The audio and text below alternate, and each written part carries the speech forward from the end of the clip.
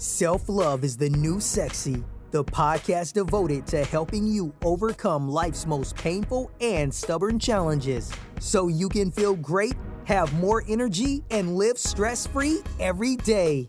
To reach your full potential, simply work with the powerful spiritual principles that are readily accessible to everyone. It's easier than you think, and on today's show, W. Mark Watts is going to show you how starting with self-love is the key to joyously and harmoniously making that happen. Hey everybody, this is W. Mark Watts. Welcome and thank you for hanging out with me for another episode of Self-Love is the New Sexy. And today's episode is going to be quick. It is entitled Lean on Your Support System. Lean on your support system. Now, I've talked about this some in the past, which is one of the reasons why I'm going to make this one short and sweet, but it was on my heart to just kind of emphasize that point, particularly because, again, there's a time right now in my life as me and my former spouse deal with and manage and work with our son on some issues that we're all dealing with at the moment. And then two, because for some reason my editing or my recording and editing software has been on the fritz a little bit. So I apologize in advance if this episode is not as clear as maybe it has been in the past. But I think a combination of that and my computer's been acting a little weird lately. I may just have to go ahead and get a new laptop and update the software so I can start fresh. But anyway, there's several reasons why I want to make this short, but it's the point. I don't want to belabor the point. I want it to be clear. You know, we're all social creatures. We are better when we work with other people, when we work together, when we commune, when we connect, when we bond, when we share, when we love and help and serve. You know, that's who we are at our essence. So whenever we're going through something, whenever life challenges us, whenever we're, sick, whenever we're confused, hurt, whatever the case may be, even when we're happy, and things are going really well, we still always need to connect. Now, I understand that there are times in life when you may not be as well connected as you once were. That's me at various points of my life, but I've never been one to really have a large group of friends at any one given time anyway. I mean, I know a lot of people, but my circle is fairly tight.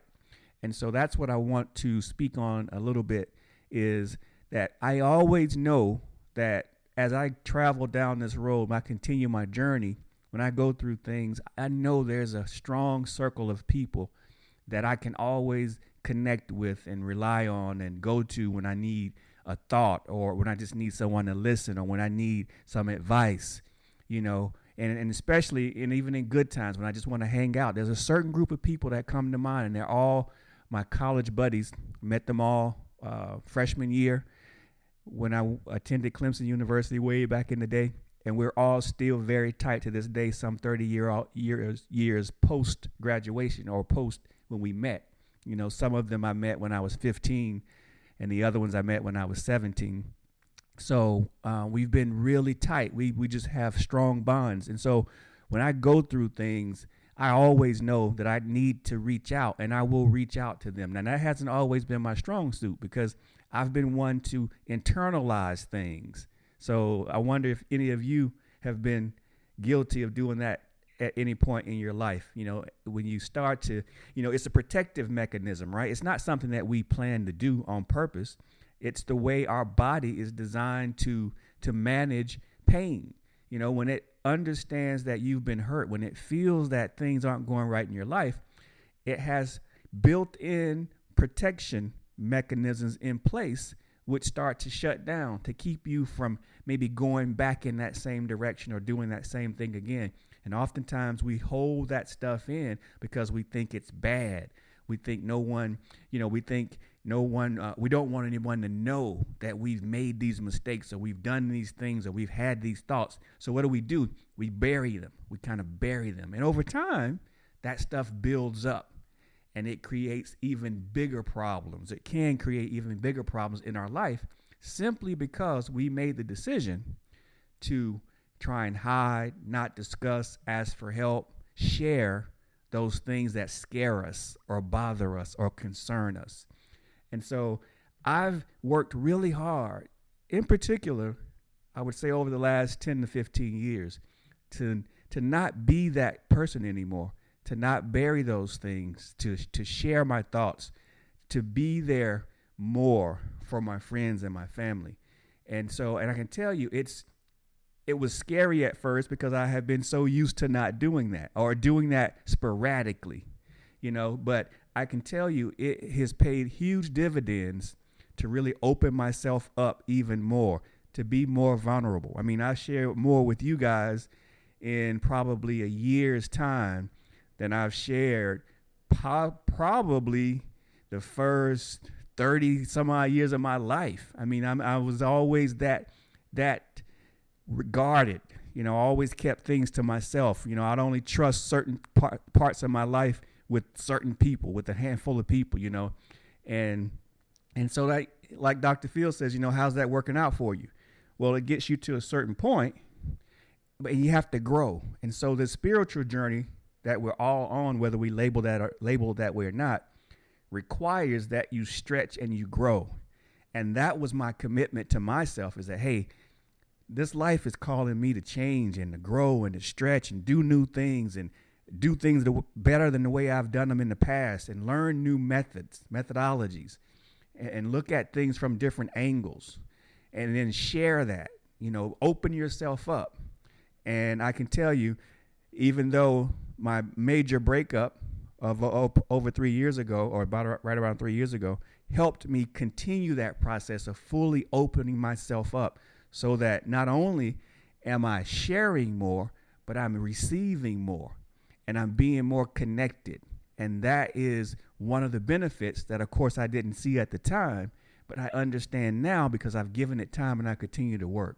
So if you think that you don't have that support system, believe me, that support system is there. People like myself are out there. There's numbers that you can call. And, oftentimes I think we overlook some of the people that we can connect with that may be one or two people removed from us. Start to really think about people who would be willing to listen or be that shoulder, or who can offer that advice.